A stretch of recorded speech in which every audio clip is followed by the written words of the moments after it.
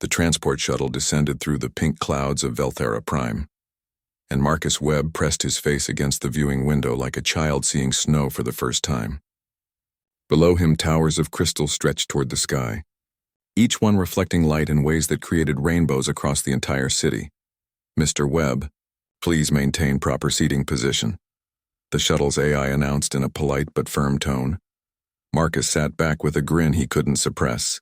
20 years of studying alien biology from database entries and secondhand reports, and now he was actually here, the first human to visit Velthara Prime, the first human to meet the Veltharan people face to face. "Sorry," he said to the empty shuttle. "Just excited." The AI didn't respond, but Marcus didn't care. He'd been talking to himself since he was a kid anyway. Came with the territory of being the weird one who preferred looking at insects under microscopes while other children played sports. The shuttle touched down on a landing platform that seemed to be made of solid diamond. Marcus grabbed his single travel bag and stepped out into air that tasted faintly of mint and electricity. The sky above was a shade of purple he had no name for. "Dr. Marcus Webb?" A voice spoke from his left. Marcus turned and saw his first Veltharan in person. The being stood nearly 7 feet tall with a body that reminded Marcus of carved quartz. Its skin wasn't really skin at all, but some kind of semi-transparent material that shifted between clear and cloudy. Geometric patterns of what looked like circuit boards ran beneath the surface, glowing a soft blue. "Yes, that's me," Marcus said, trying not to stare and failing completely. "Just Marcus is fine, though. I am Guide Noth. I will take you to the crystalline courts." The Veltharan's voice sounded like wind chimes, musical and layered. "Please follow the lighted path." A strip of white light appeared on the ground, leading toward the largest of the crystal towers. Marcus followed, his head swiveling in every direction. He wanted to see everything, memorize everything, understand everything. Other Veltharans moved through the plaza around them. Each one had slightly different crystalline formations growing from their shoulders, arms, or heads. These structures chimed softly as they walked, creating an ambient music that filled the air. Marcus noticed that no two Veltharans looked exactly alike. The crystal patterns were as unique as fingerprints. "Your people are beautiful," Marcus said without thinking.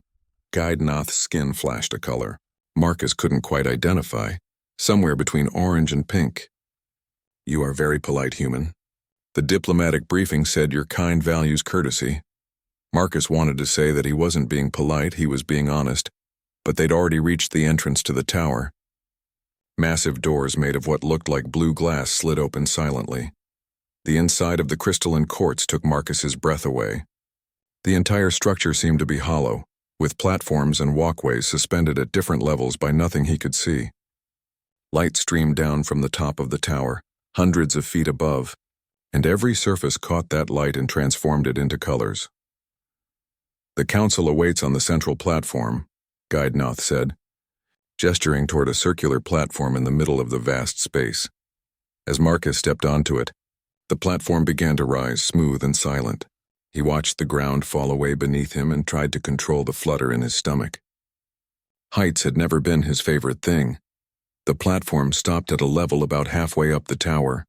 Here a semicircle of elevated seats held what Marcus assumed were important Veltharans. Their crystalline growths were more elaborate than Guide Noth's, forming almost crown-like structures. "Welcome, human Marcus Webb," the central figure said. Its voice was deeper than Guide Noth's, like a cello compared to a flute. "I am High Counselor Drex. We are pleased that your people have accepted our invitation for cultural exchange." Marcus gave a small bow, as his briefing materials had suggested. "Thank you for having me, High Counselor. My people are honored by this opportunity." The formal words felt strange in his mouth. Marcus was a scientist, not a diplomat, but Earth's government had insisted that the first contact team should include someone who actually cared about alien life, beyond strategic value. Apparently, his 3,000-page dissertation on theoretical xenobiology had caught someone's attention. "We have arranged for you to meet with our chief science officer," High Counselor Drex continued. "She will assess whether our species have enough common ground for deeper cooperation. Princess Vera should arrive shortly." "Princess?" Marcus's stomach did another flip, this one having nothing to do with heights. Nobody had mentioned he'd be meeting royalty. "I'll do my best," Marcus said, trying to sound confident. "See that you do," another counselor said. This one with sharp, angular crystal formations that looked almost aggressive. Not all of us believe this exchange is wise. Humans have a reputation for being unpredictable. Marcus wasn't sure how to respond to that, so he settled for another small bow and hoped it looked respectful rather than nervous. A chime rang out, clear and bright, echoing through the tower. The counselor's skin all shifted to a pale green color simultaneously. Marcus made a mental note to figure out what that meant later. "The princess arrives," High Counselor Drex announced. A platform descended from the levels above, and on it stood a Veltheran who made everyone else Marcus had seen look almost plain by comparison. Princess Vera was tall, even for a Veltheran, with proportions that reminded Marcus of classical sculpture. But it was her crystalline structures that caught his eye. They grew from her shoulders and upper back in formations that looked like wings made of geometric shapes. Each crystal edge was so sharp and perfect it could have been cut by a master jeweler. But what really captured Marcus's attention was her skin. Unlike the other Veltherans he'd seen, whose skin stayed mostly one color, Princess Vera's surface moved through a constant, slow shift of hues. Blues melted into greens, which transformed into purples, which faded into silvers.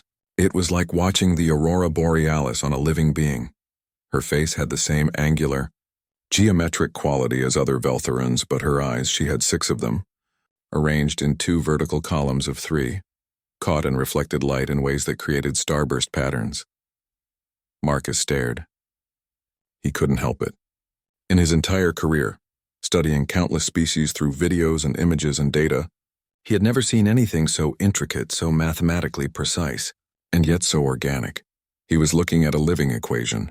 Biology and geometry merged into something that shouldn't exist but did.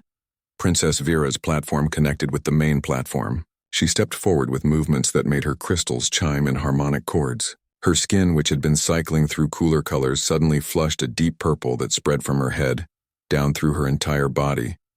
The purple held steady. Marcus noticed the other Veltherans shifting uncomfortably in their seats. "Human Marcus Webb," Princess Vera said, her voice tighter than the others he'd heard, more controlled. "I am Princess Vera, 3rd of the royal line, Chief Science Officer of Velthara Prime. Pleased to meet you," Marcus managed, though he couldn't make himself look away from the patterns of light refracting through her crystal wings. The purple of her skin deepened. The counselors began making soft chiming sounds, communicating in a way Marcus's translator implant couldn't process. Princess Vera stood perfectly still for a long moment. Then her shoulders straightened, and she spoke in a voice that carried across the entire platform. "I must ask you a direct question. Human, as our cultures value honesty in different ways." "Of course," Marcus said, confused by the sudden tension in the air. "Am I too ugly for you, human?" Princess Vera asked. Each word was precisely spoken, carefully controlled. "I know our species must look very different from your own. I apologize if my appearance causes you discomfort." For a heartbeat, Marcus's brain simply stopped processing. Ugly? Had she just asked if she was ugly? Then the absurdity of it hit him.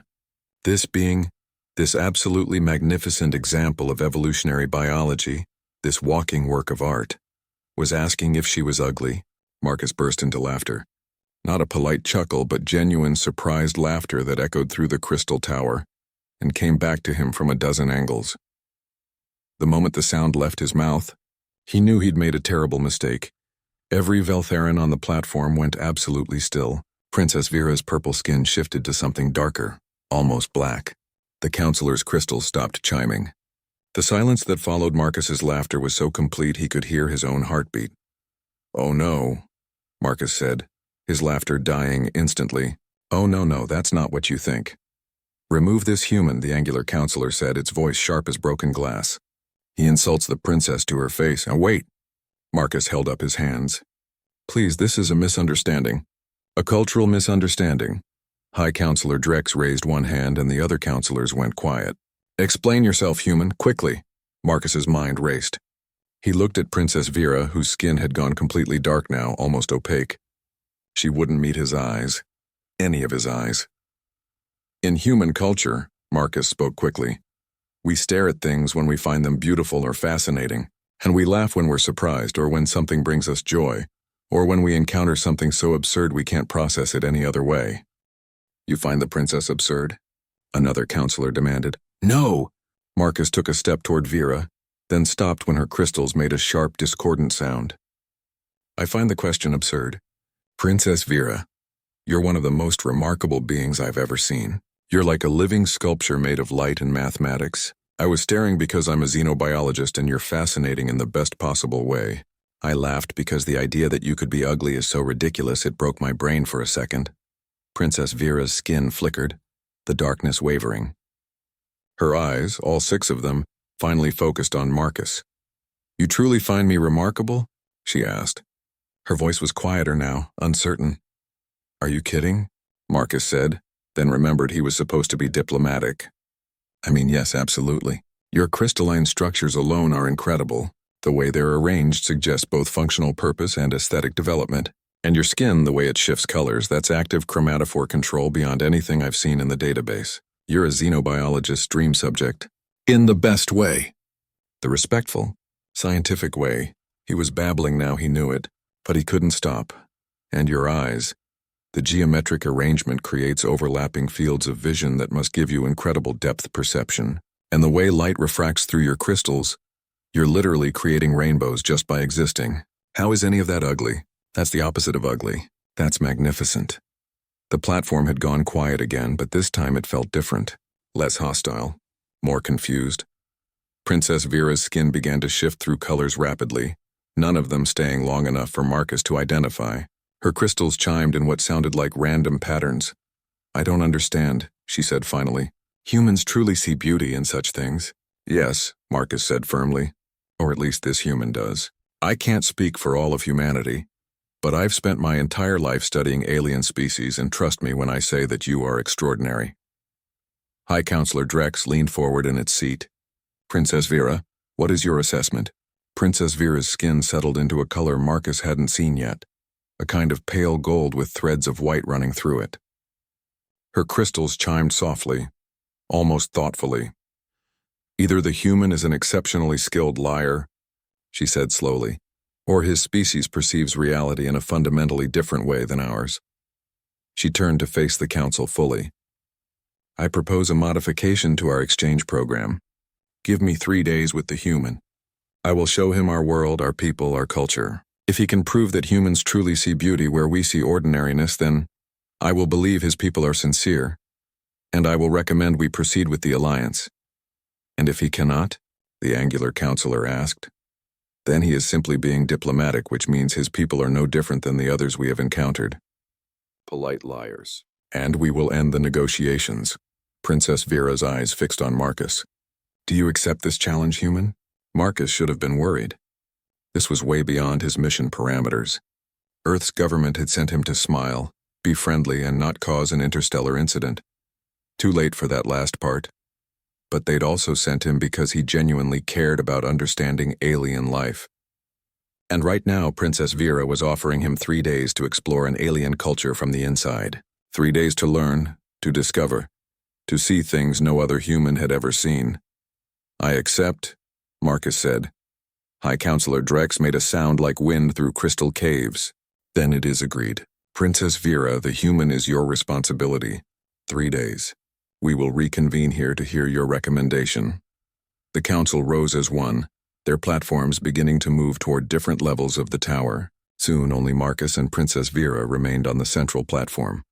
Up close, without an audience, Marcus could see smaller details. Fine fracture patterns in her crystals that looked deliberate, almost like engravings.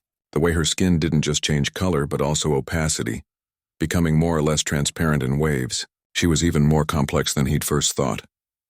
You are staring again, Princess Vera said. Her skin was still that pale gold color. Sorry, Marcus said, though he didn't look away. Occupational hazard. You can tell me to stop if it bothers you. It doesn't bother me, she said quietly. It confuses me. In Veltheron culture, prolonged staring without verbal acknowledgement means you find something repulsive. Too disturbing to even offer polite compliments. Oh. Marcus felt his face heat up. That explains a lot about the last few minutes. Humans are the opposite. We go quiet when we're trying to take something in, to really understand it, especially if we find it beautiful. Princess Vera's skin flickered, gold to silver and back. Beautiful, she repeated like she was testing the word. Your people have used that word with 17 different species in your first contact files. Does it mean anything specific, or is it simply what humans say? The question was sharp, almost challenging, but Marcus heard the real question underneath. Are you telling the truth, or are you just being polite? It means something specific, Marcus said, but what humans find beautiful might not make sense to other species. We're pattern recognition specialists. We survived on our planet by being really good at noticing details, finding order in chaos, seeing connections others missed. So we tend to find things beautiful when they're intricate, or unique, or when they show us something we haven't seen before. He gestured at her crystal structures.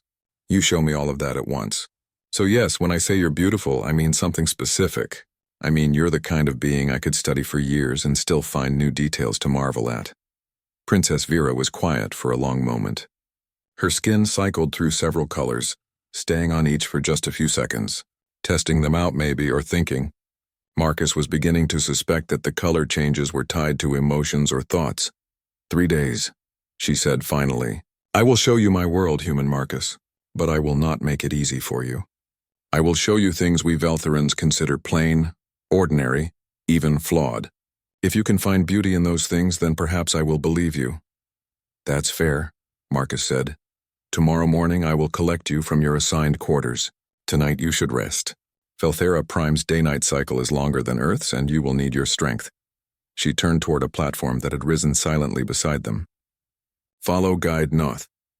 You will be taken to the visitor's residence.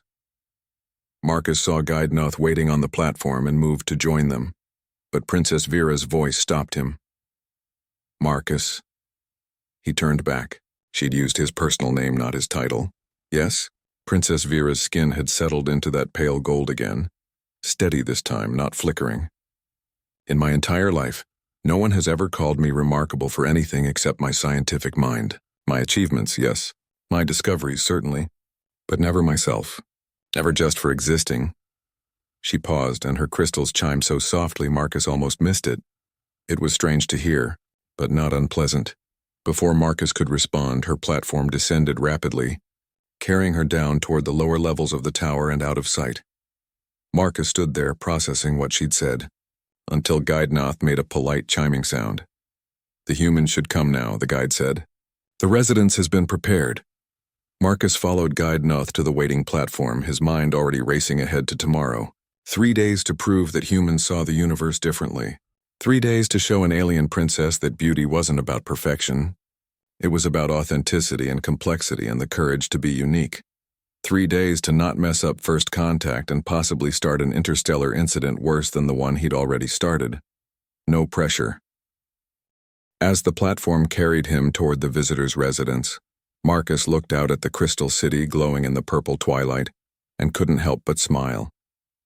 This was exactly the kind of impossible challenge he'd been waiting for his entire life. Tomorrow the real work would begin.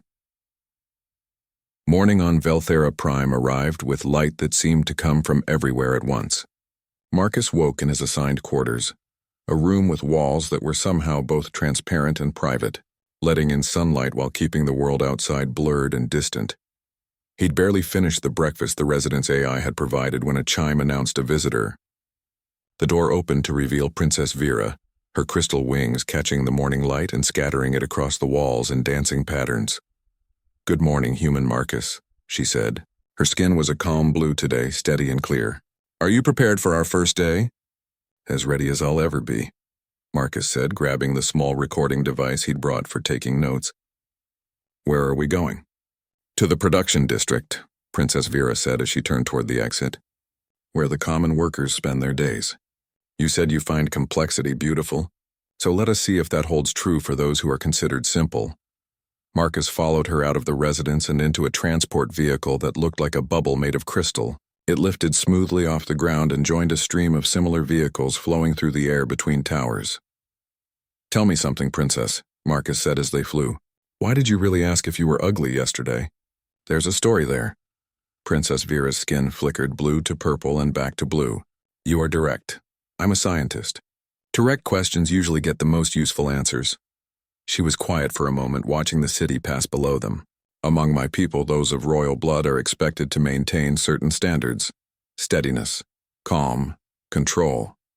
Our skin should remain consistent colors, showing that our emotions are disciplined and our thoughts are ordered. Marcus looked at her skin, which was already shifting from blue toward green as she spoke. But you change colors constantly, he observed. Yes. The word came out tight. I always have.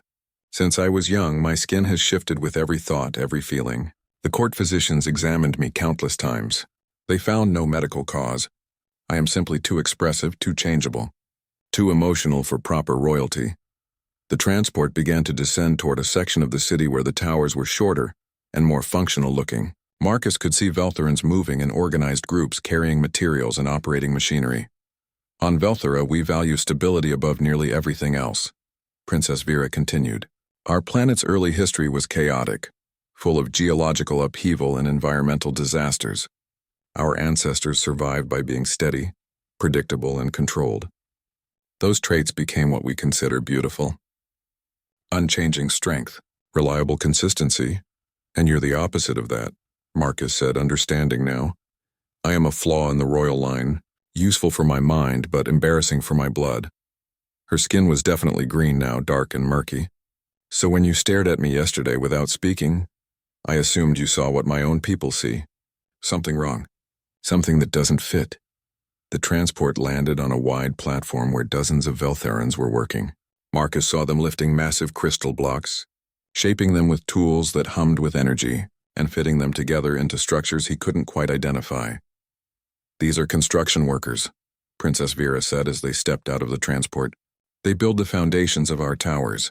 They are considered plain because their crystal growths are dense and simple, formed for strength rather than elegance. Show me the beauty here, human Marcus.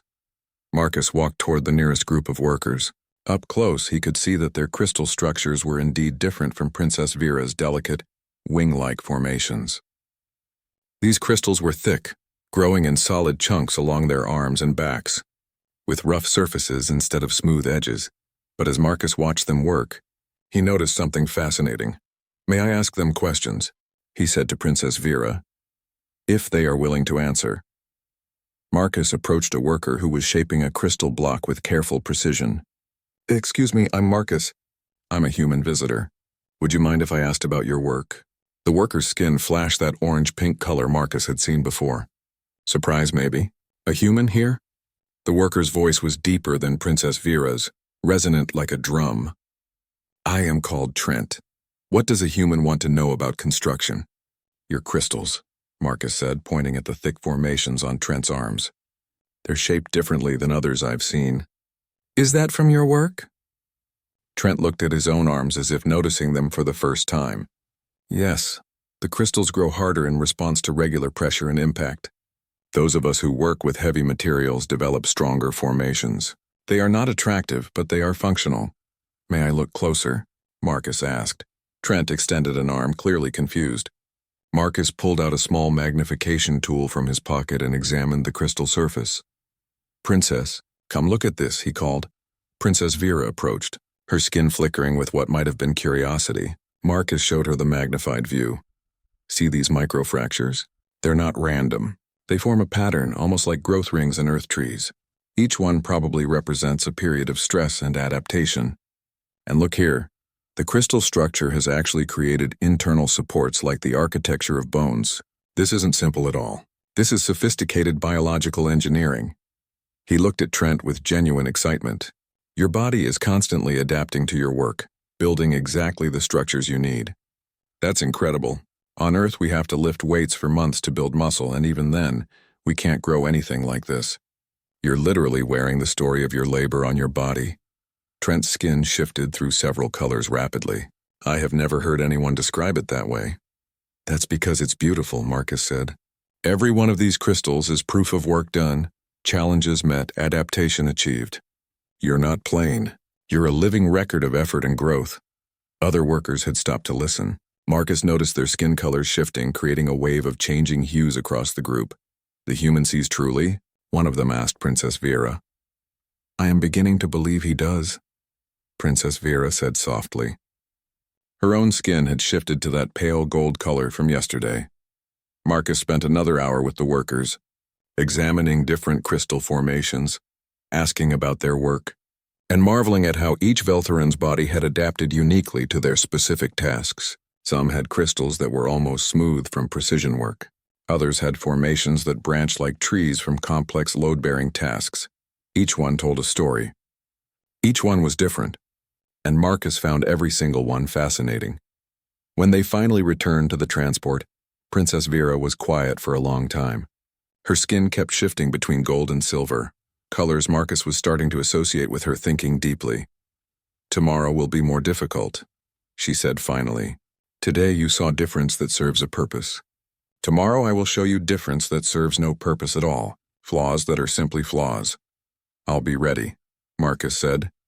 The second day, Princess Vera took him to a school. Young Veltherans filled a courtyard, their smaller bodies creating higher-pitched chimes as they moved and played. Their crystals were just beginning to grow, tiny formations that would develop as they aged.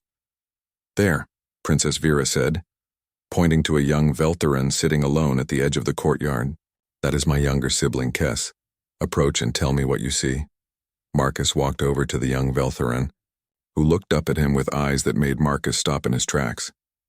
Kess had 6 eyes like all Veltherans, but unlike every other member of the species Marcus had seen, they weren't arranged in neat, symmetrical columns. Instead, they were scattered across Kess's face in an asymmetrical pattern that seemed random, until Marcus tilted his head and saw it from another angle. "Hello," Kess said quietly. "You're the human everyone is talking about. The one who laughed at my sister." "Guilty," Marcus admitted, sitting down beside Kess. "Though it was a misunderstanding. Your sister is pretty amazing, actually. She is the smart one," Kess said. "I am the flawed one." "Flawed how?" Kess gestured at their own face. "My eyes, they are wrong. Not proper geometry. The physicians say it happened during development. Some error in the growth pattern. I can see fine, but I look strange. The other children say I look broken." Marcus pulled out his magnification tool and his recording device. "Can I take some measurements?" "For science?" Kess shrugged, which made their tiny developing crystals chime like small bells. "I suppose." Marcus spent several minutes examining the eye placement from different angles, taking notes and making small sounds of interest. Princess Vera approached and stood nearby, watching silently. "Kess," Marcus said finally, "do you know what bilateral symmetry is?" "No." "It's when a living thing has 2 sides that mirror each other. Most species develop that way because it's efficient for movement and balance. Humans have it. Veltherans have it. Almost everyone has it. So I should have it but don't," Kess said glumly. "I know. But here's the interesting part," Marcus continued. "Your eyes aren't random. Look at this." He showed Kess the measurements on his recording device. "Your eyes are positioned to create overlapping fields of vision in a pattern I've never seen before. You probably have almost 360-degree depth perception. Most beings have blind spots. I don't think you do." Kess blinked all 6 eyes in sequence. "I can see behind me without turning around. I thought everyone could do that." "They can't," Marcus said. "Just you. Your eyes aren't wrong, they're different. And that difference gives you an ability nobody else has." He turned to look at Princess Vera. "And from an aesthetic perspective, the asymmetry creates this really interesting light refraction pattern. Most Veltheran faces reflect light predictably because of the symmetry, but Kess's face creates these unexpected light patterns almost like a kaleidoscope. It's unique, distinctive, the kind of face you wouldn't forget." Kess's skin flushed a bright, warm yellow. "Really?" "Really," Marcus confirmed. "On Earth, we have models and actors who are famous specifically because their faces are asymmetrical. It makes them interesting to look at, memorable. Humans get bored with too much perfection." Other young Veltherans had gathered around now, listening. Marcus heard them chiming to each other in that language his translator couldn't parse. One of them spoke up. "If asymmetry is valuable, does that mean all differences are valuable?" "Not all differences are equal," Marcus said honestly. "Some cause problems or pain, and those need care and treatment. But differences that don't cause harm, those are just variety. And variety is how species survive and grow. If everyone was exactly the same, you'd all have the same weaknesses. Differences mean someone might have strengths in places others don't." He looked around at all the young faces watching him. "Every single one of you is going to grow up different from each other. Different crystal patterns, different skin colors, different abilities. That's not a flaw in your species. That's a feature. That's strength. The children's skin rippled through a dozen colors, creating a light show across the courtyard. Their excited chiming filled the air. Princess Vera touched Marcus's shoulder gently, her crystals making a soft, melodic sound. We should go. You have made quite enough impact for one day. As they walked back to the transport, Marcus saw Kess playing with the other children now, no longer sitting alone. Something warm settled in his chest. Thank you, Princess Vera said once they were in the air. Kess has been isolated for years. You gave them something no one else has. Perspective. I just told the truth, Marcus said. Kess is extraordinary. They just needed someone to point it out. Princess Vera's skin was that pale gold again, steady and bright. One more day, Marcus. Tomorrow I will show you the most difficult thing of all. What's that? Me, she said quietly. My own truth. The real reason I asked if I was ugly. The third day, Princess Vera took Marcus to a place she said she'd never shown anyone outside her immediate family. It was at the top of one of the smaller towers, a room with walls that could shift from transparent to opaque with a thought. Right now they were clear, offering a view of the entire crystal city below. The room was filled with equipment. Scientific instruments Marcus recognized and some he didn't. Crystal samples organized in careful arrays. Light projection systems creating rainbows in the air. And on one wall, a massive display showing what looked like thousands of color combinations. This is my laboratory, Princess Vera said. My private research space. What are you researching? Marcus asked, moving toward the crystal samples. Communication through color and light, she said. You have noticed that Veltharans change skin color? Yes, and I've been trying to figure out the pattern. Some colors seem tied to emotions, but I can't quite map it. That is because most Veltharans have limited color vocabulary, Princess Vera said. She moved to the display on the wall. The average Veltharan can produce perhaps 20 distinct colors, each tied to a strong emotion or state of being. Green for calm, purple for shame, orange-pink for surprise. These are simple, basic communications. She touched the display, and it zoomed in on a section showing hundreds of subtle color variations. But I can produce over 3,000 distinct colors, she said, and I have discovered that these colors can be combined, layered, and sequenced to communicate complex ideas. Entire sentences, abstract concepts. I believe Veltharans once had a sophisticated color language that we have lost, replaced by spoken words. And I believe I can reconstruct it. Marcus stared at the display, his mind racing. That's incredible. That's revolutionary research. Why haven't you published it? Princess Vera's skin flushed that dark purple he'd seen on the first day. Shame. Because to prove it, I would have to reveal that I can produce so many colors. I would have to show everyone exactly how flawed I am. How unstable, how changeable, how improper for royalty. She turned away from the display, her crystals chiming in discord. The truth is, Marcus, I asked if I was ugly not just because you stared. I asked because I have asked myself that question every day of my life. My people created standards of beauty based on stability and consistency, and I am neither stable nor consistent. I am chaos. I am everything a proper Veltharan should not be. Her skin was shifting rapidly now, colors Marcus had never seen flowing across her surface. And when you stared at me, silent and intense, some part of me hoped you were seeing something my people could not. But I have learned not to hope too much. Hope hurts when it proves false. Marcus walked over to stand in front of her. Princess Vera, look at me. She met his eyes, all 6 of hers focusing on his too.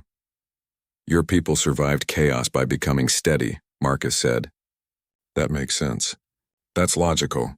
But my people survived chaos differently. We survived by adapting, by changing, by being flexible enough to meet whatever came next. On Earth, the species that couldn't change went extinct. The ones that could adapt, that could be different. Those are the ones that made it, he gestured at her laboratory. You're not flawed. You're advanced. You have an ability most of your species has lost, and instead of hiding it, you've been trying to understand it, to use it, to give it back to your people. That's not chaos. That's innovation.